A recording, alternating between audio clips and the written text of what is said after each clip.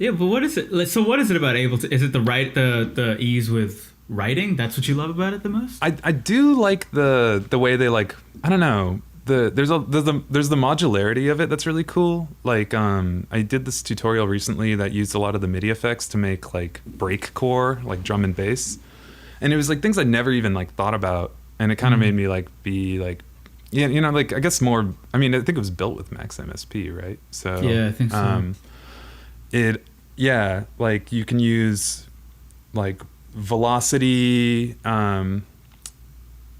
It's their like MIDI effect that's like, I'm gonna sound stupid when I explain this, but it's like their like velocity sensor with a random effect, and so it jumps velocities, and then I had the velocities like tied into the sampler, and so like a different drum break was happening at different velocities, and so it was just jumping around, and then you can just like stack those on those and those, and then you create this like whole system of like generating automatic drum and bass, basically. Interesting.